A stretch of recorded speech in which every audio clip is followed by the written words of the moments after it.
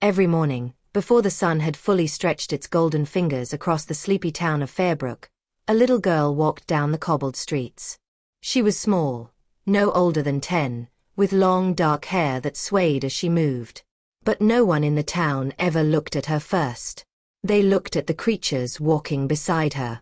2 massive bears, their thick coats rippling under the soft morning light, padded silently at her heels. One was a deep, midnight black, its eyes like molten gold. The other was a silvery gray, its fur streaked with hints of white, as if carved from mist. Neither wore a leash, yet they obeyed the girl without hesitation, as if an unspoken command guided their every step. She walked with a quiet, measured grace, her small hand resting against the black bear's side. The townspeople, bakers, merchants, and farmers just beginning their day, stood frozen as she passed, whispering among themselves. How does she control them? A child? With bears. Perhaps they're trained. But there was something unnerving about the way the bears moved, the way their eyes flickered with intelligence beyond their nature. It was not the dull obedience of a trained beast, nor the simple companionship of an animal and its master. No, this was something else. Something unnatural. No one dared approach her. No one ever had. The little girl, whose name was Alara, never spoke to anyone during these morning walks. She never strayed from her path, starting at the edge of town, crossing the old stone bridge over the river, and disappearing into the dense forest that loomed beyond the village's borders. It was an unspoken rule in Fairbrook: you do not follow the girl into the woods. Yet, for years, no one had questioned it. They had accepted the strange sight, treating it like a ghostly legend come to life, seen but never understood. Until now. It started with the butcher's son. A boy named Tomas, barely 12 but filled with reckless curiosity. Unlike the adults, who turned their eyes away when Alara and her bears passed, Tomas stared. He watched the way the bears moved, how they never glanced at another soul, how they seemed attuned only to her. And he began to wonder.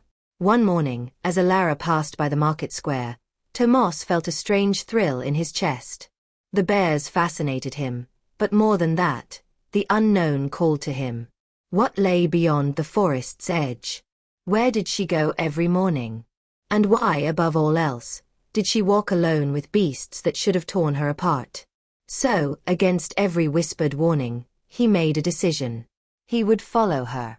The next morning, before dawn had fully broken, Tomas hid behind a fruit cart and waited. His breath was slow, measured. Then, as the girl and her bears passed, he moved. He kept his distance, stepping lightly, his heart hammering in his chest. At first it seemed easy. She did not turn. The bears did not glance back. But as they reached the edge of the forest, something changed. The air felt heavier. The light dimmed unnaturally beneath the trees. A hush settled over the woods, not the usual quiet of nature, but something deeper, something wrong. Alara stopped. Without looking back, she spoke. Her voice was soft, yet it carried through the silence like a ripple in still water. Asterisk. You shouldn't be here. Asterisk.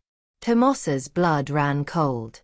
The black bear turned its head ever so slightly, its golden eyes locking onto him. And in that moment, Tomas realized his mistake. He had not been following them. Tomas ran. His heart pounded in his chest, the echoes of Alara's voice still clinging to the morning air. He didn't know why he ran. She hadn't threatened him. Neither had the bears. But there had been something in the way she spoke, in the way the great black bear had turned to look at him. They knew. Not just that he had been watching. Not just that he had followed.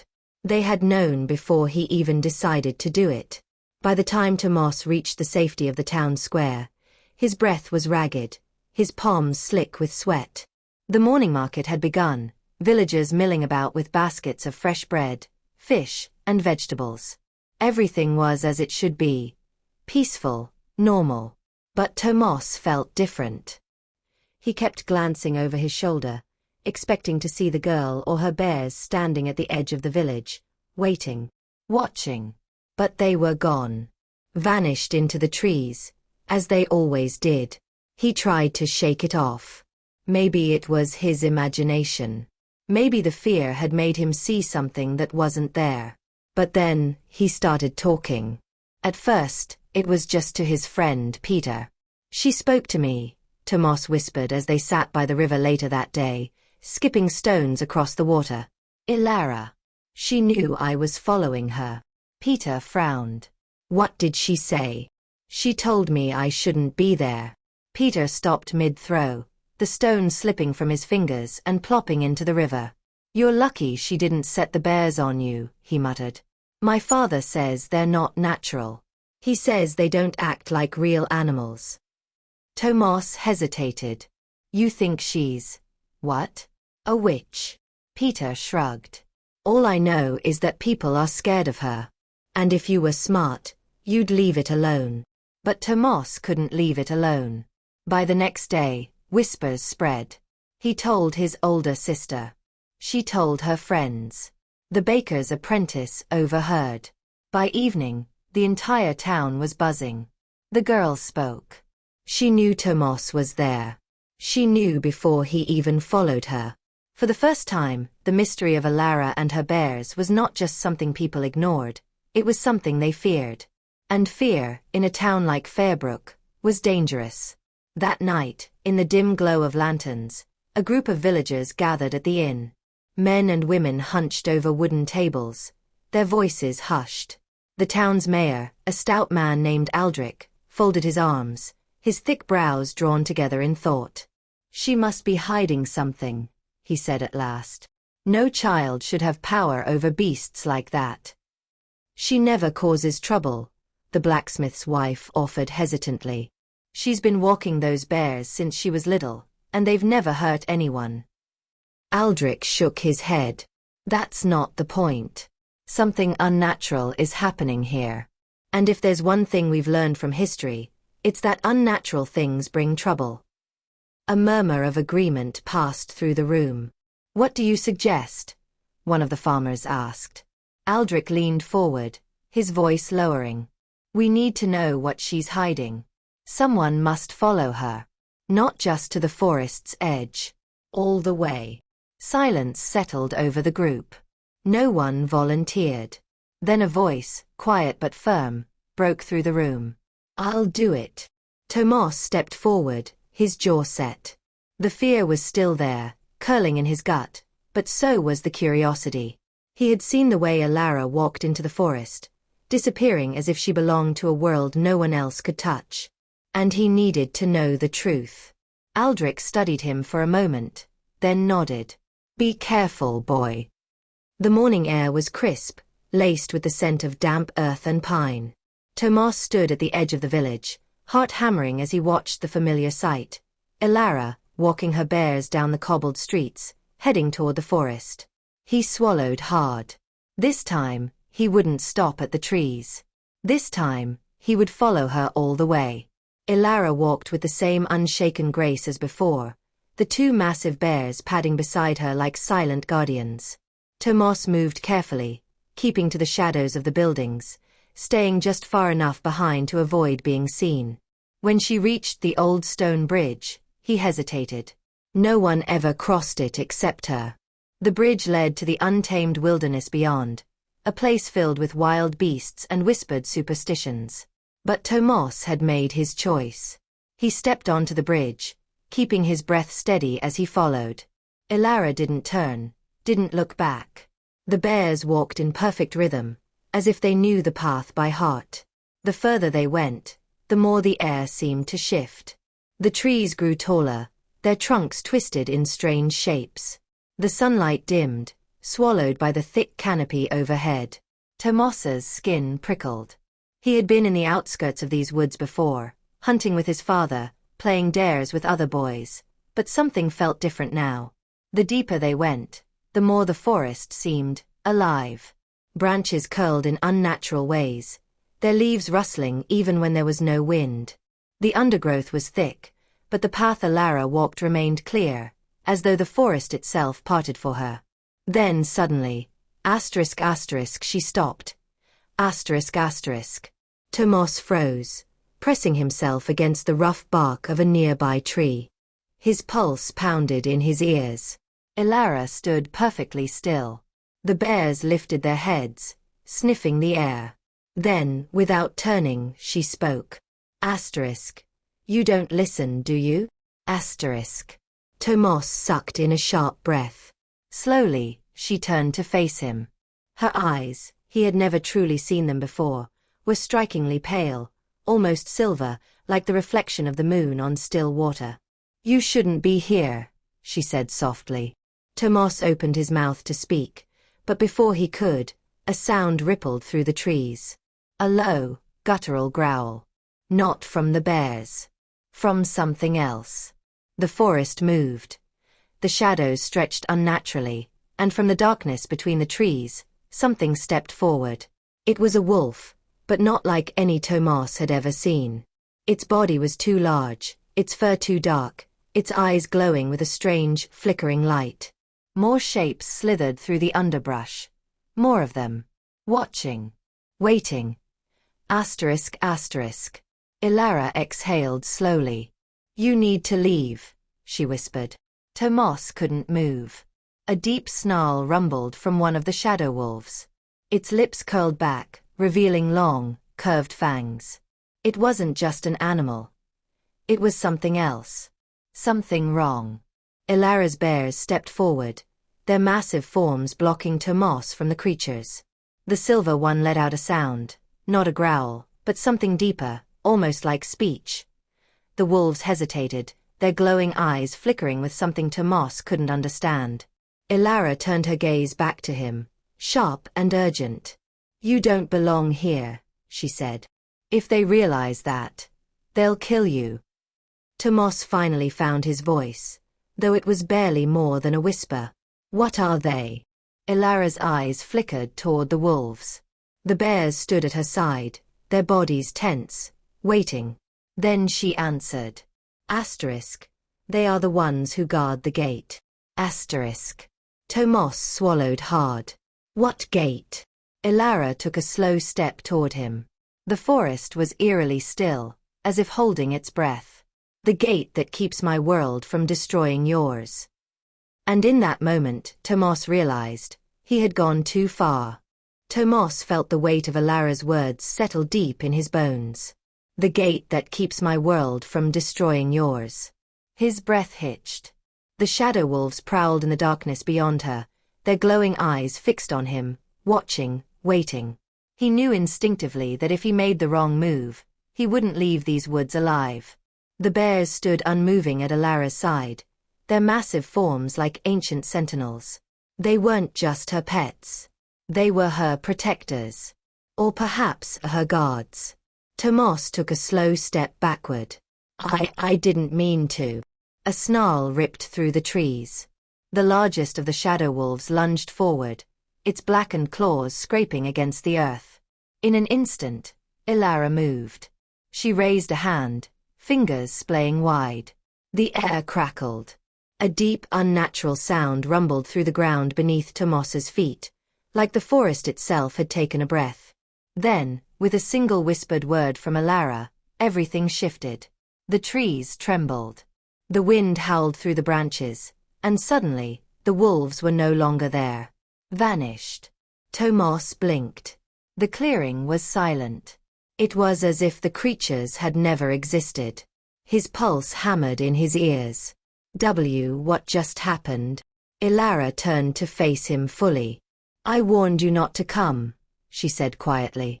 Tomas could barely process what he had just seen, but one thing was clear. Ilara was not normal.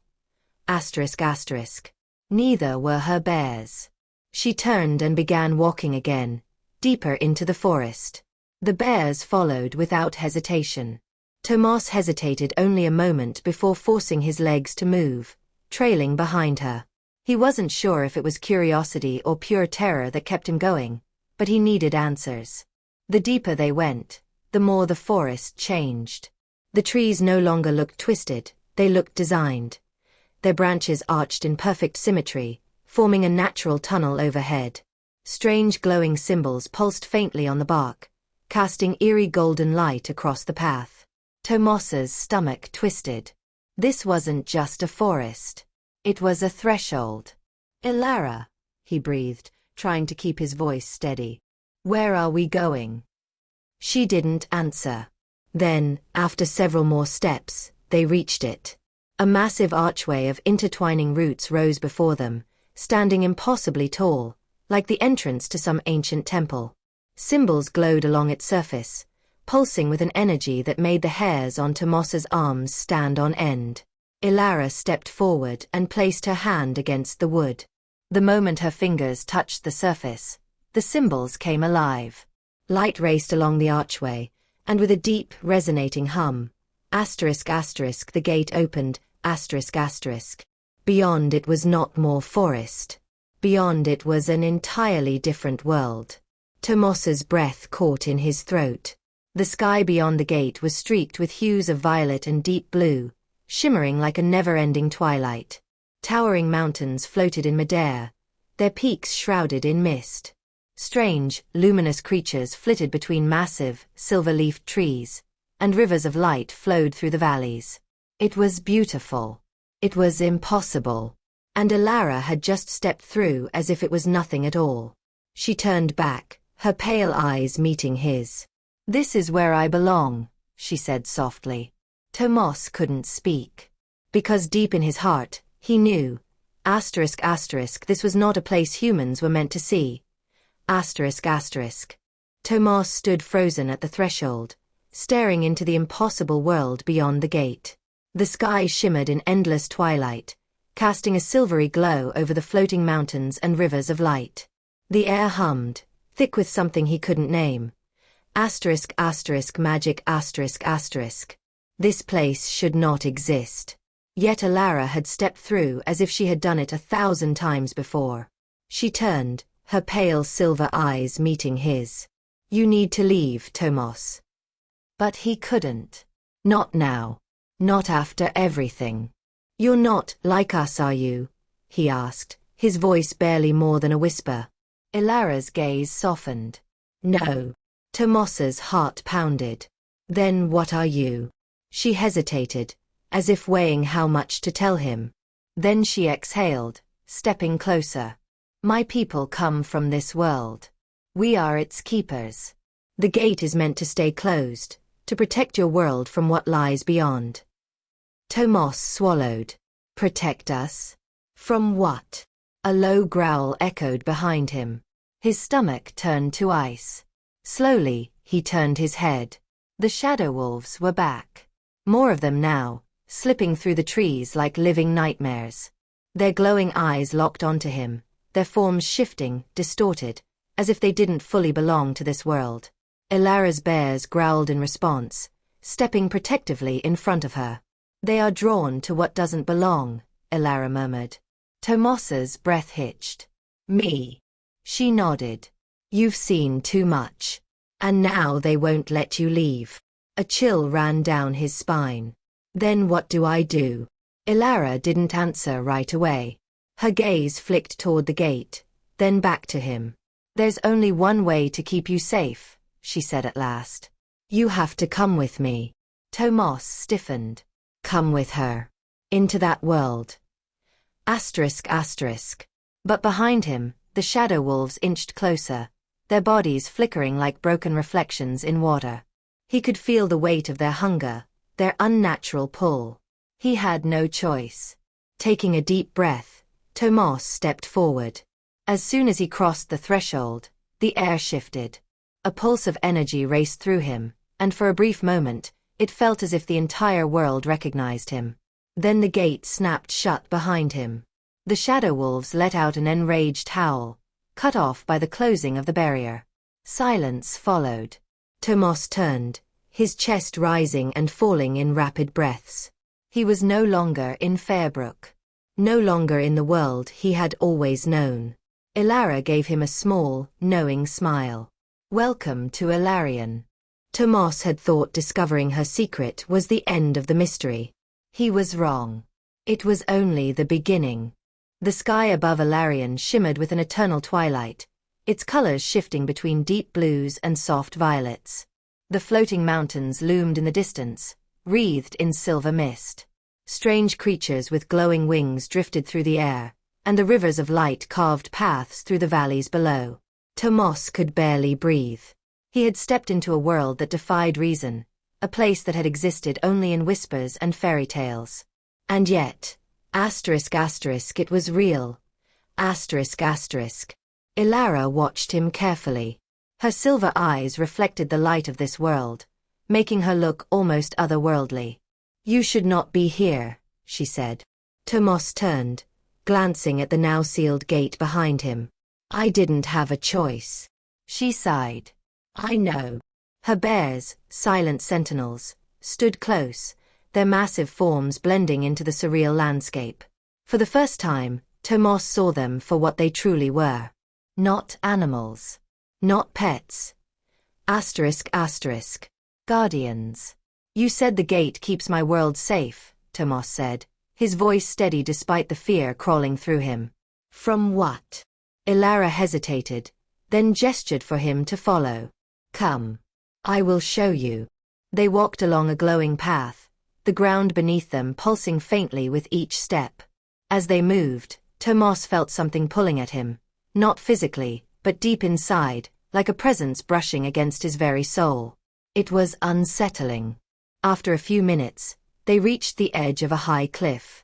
Below, a massive city sprawled beneath them. Towers of crystal and stone reached toward the sky, their surfaces glowing with golden veins of energy. Bridges of light connected floating islands, and figures in flowing garments moved gracefully through the streets. It was breathtaking. Beautiful. But something was wrong. Beyond the city, at the farthest edge of the horizon, a darkness loomed. It churned and shifted, swallowing the light around it. Shapes moved within its depths, twisted and unnatural. The sight sent an icy dread through Tomas's chest. That, Ilara said softly, is why the gate must remain closed. Tomas stared. What is it? A breach, she answered. A wound in our world. Long ago, something tried to tear Ilarion apart. We stopped it, but we could not destroy it. The gate is the last barrier. It keeps the corruption from spilling into your world. Tomas exhaled sharply. And the shadow wolves? They are its servants. They hunger for the gate to open. He shivered. He had been so close to being taken by them. But there was still one thing he didn't understand. If the gate must stay closed, then why did it let me in? Ilara turned to him then, her expression unreadable. Because, she said, you weren't just an intruder. Tomas's heart pounded. What do you mean? She hesitated, then reached into the folds of her cloak and pulled out something small. A silver pendant, shaped like an intricate knot, pulsing with faint light. Tomas frowned. What is that? She stepped closer and pressed it into his hand. The moment it touched his skin, a surge of energy raced through him. Warm, electric, familiar. Memories he didn't recognize flashed through his mind. A city in flames. A voice calling his name. The feeling of belonging to something far greater than himself. His breath came in ragged gasps. What's happening to me? Ilara met his gaze. You were never just an ordinary boy, Tomas. Her voice was gentle, but her next words shattered everything he knew. You were meant to return. Tomas staggered back. No, that's not possible. But deep down, he knew she was right. Somewhere in his blood, in his soul, he had always felt different. Always felt drawn to the unknown. He had thought following Ilara into the forest was the beginning of a great discovery. But the truth was, this had always been his destiny. And there was no turning back.